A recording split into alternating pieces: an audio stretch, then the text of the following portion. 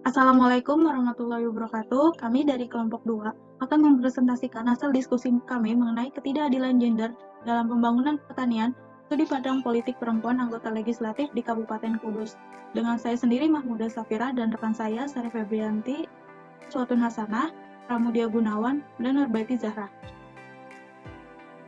Slide selanjutnya, ketidakadilan gender. Perbedaan gender antara laki-laki dan perempuan dengan pembedaan peran dan posisi sebagaimana realita yang ada pada dunia dewasa ini tidak akan menjadi masalah selama itu adil.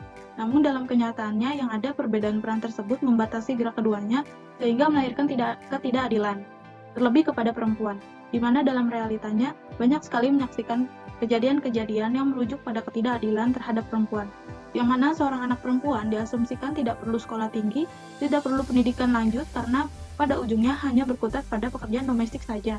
Nah, untuk bentuk-bentuk ketidakadilan gender, yang pertama ada subordinasi, yaitu suatu penilaian atau anggapan bahwa peran yang dilakukan oleh satu jenis kelamin lebih utama atau lebih penting dari yang lainnya. Bentuk-bentuk ketidakadilan gender, yang pertama subordinasi, yaitu suatu penilaian atau anggapan bahwa peran yang dilakukan oleh satu jenis kelamin lebih utama atau lebih penting dari yang lain. Salah satu jenis kelamin dianggap lebih penting, utama, dan tinggi dibandingkan jenis kelamin lainnya. Salah satu jenis kelamin yang dianggap lebih penting, utama, dan tinggi dibanding jenis kelamin lainnya misalnya laki-laki sebagai pemimpin. Yang kedua, marginalisasi atau peminggiran.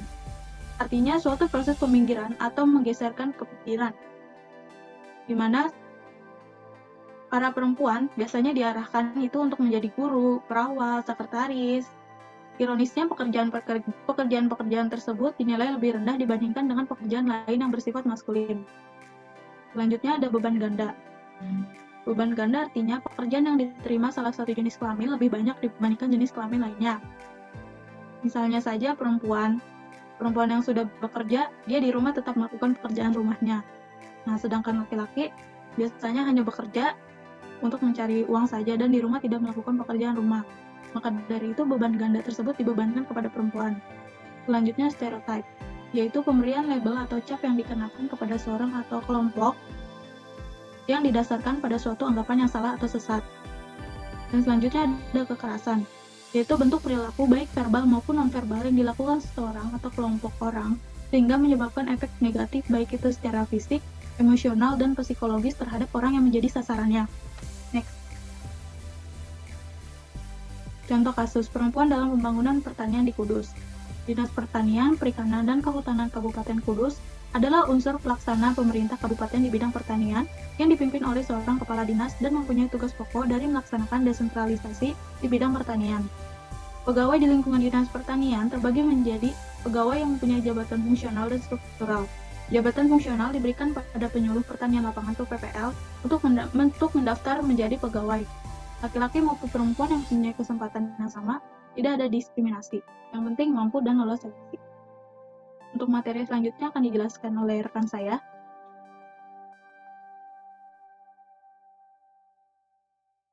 Selanjutnya ada pertanian di Kudus. Perempuan dalam penyusunan program dan anggaran dalam bidang pertanian.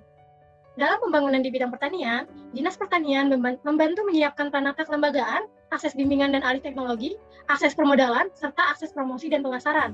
Dengan minimnya perempuan dalam pengambilan keputusan, diduga menjadi penyebab utama terbatasnya akses perempuan dalam perencanaan program dan pengambilan keputusan. Selanjutnya ada perempuan dan permodalan dalam bidang usaha tani. Yang pertama ada LM3.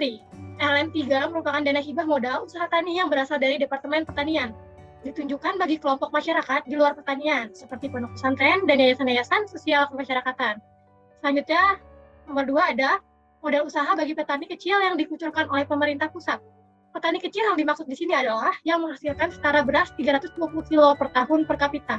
Tiap 5 kelompok petani kecil mendapat pinjaman sebesar 50 juta rupiah modal usaha ini yang berasal dari Bank BRI.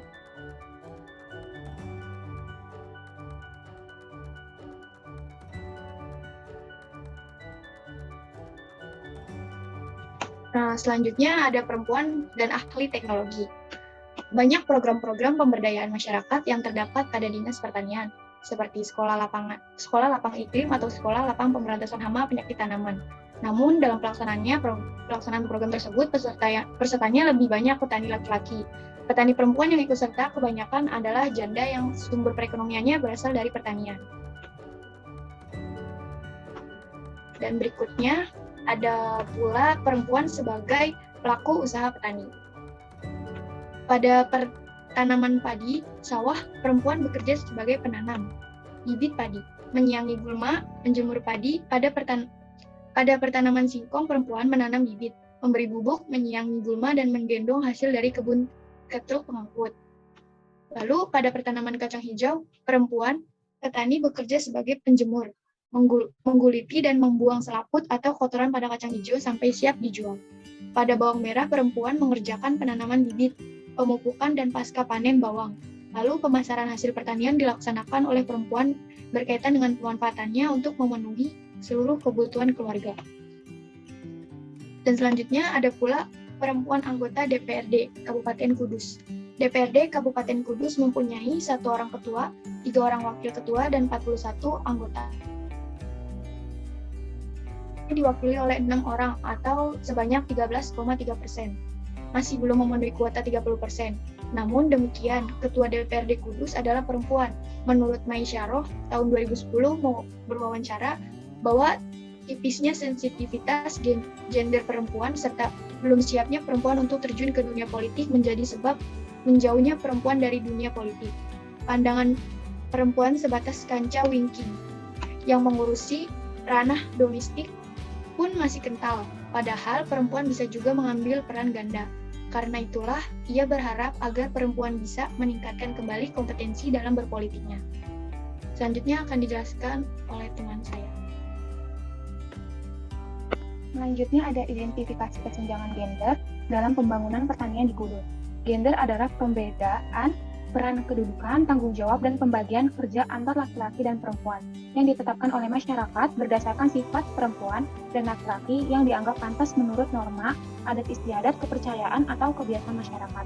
Kesenjangan gender akan terjadi apabila ada perbedaan atau jarak antara kondisi normatif gender atau kondisi yang dicita-citakan dengan kondisi objektif gender atau kondisi yang ada.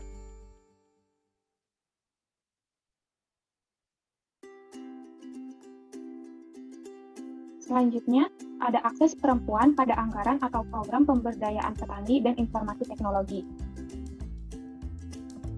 Anggaran pada Dinas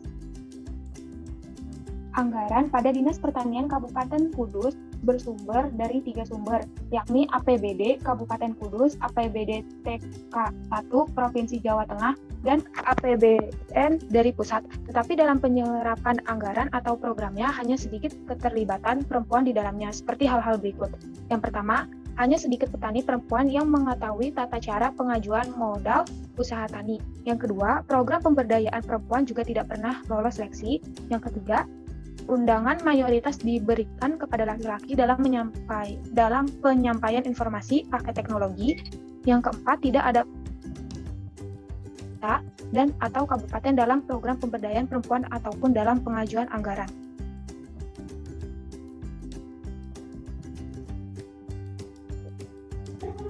Selanjutnya, kesenjangan gender pada pekerjaan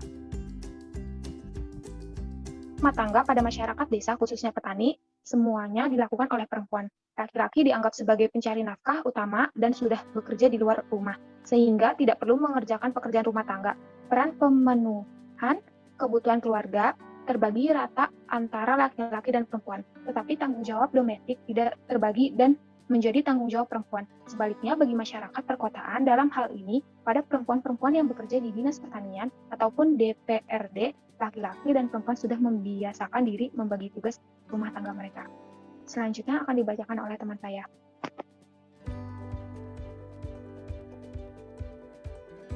Selanjutnya adalah upah petani pada perempuan. Di Kabupaten Kudus, upah para perempuan tani ini mengalami ketidakadilan. Yang pertama, di Kudus upah buruh tani perempuan jauh lebih rendah dibandingkan laki-laki dalam jenis pekerjaan dan jam kerja yang sama. Yang kedua, asumsi fisik laki-laki lebih kuat memberikan keistimewaan untuk diupah lebih tinggi. Yang ketiga, dalam pemberian akomodasi, petani laki-laki diuntungkan dengan tambahan uang pokok, sedangkan petani perempuan tidak.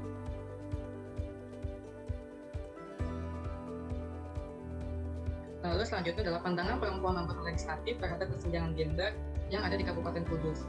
Anggota legislatif yang sesama perempuan menyatakan bahwa terjadinya kesenjangan gender dalam kegiatan produksi dalam hal ini pertanian di Kabupaten Kudus, yakni karena sedikitnya akses perempuan dalam kegiatan-kegiatan produktif dan terus dibebankan untuk melakukan kegiatan reproduktif seperti membuat kue, menjual makanan cepat saji, membuka jasa usaha, dan lain-lain. Sedikitnya perempuan pada tingkat legislatif juga merupakan sebuah dilema.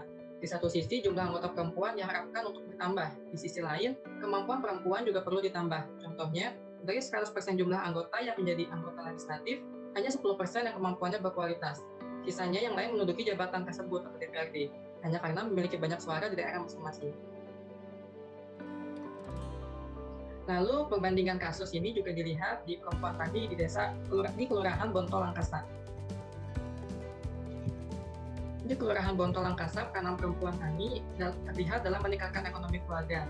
Di Kelurahan Bonto Langkasa, Kecamatan Bisapu, Kabupaten Bantaeng. Di sana, sebagai istri, alasan untuk menjadi perempuan tani yaitu untuk membantu perekonomian keluarga, karena perekonomian keluarga di sana masih terbilang rendah. Dalam hal ini, usaha tani, perempuan yang memiliki peran ganda dapat dilakukan dengan bentuk ikut bercocok tanam, baik di sawah ataupun di kebun. Kontribusi perempuan tani dalam pemberdayaan ekonomi keluarga di Bonto Langkasa, Kecamatan Bisapu, Kabupaten Bantaeng, di samping berperan sebagai ibu rumah tangga yang mengerjakan segala pekerjaan rumah, mereka juga turut berkontribusi dengan cara bekerja untuk mencari nafkah, seperti bercocok tanam untuk menambah penghasilan ekonomi mereka demi tercapainya kesejahteraan keluarga. Sekian presentasi dari kelompok 2, kurang lebihnya mohon dimaafkan. Wassalamualaikum warahmatullahi wabarakatuh.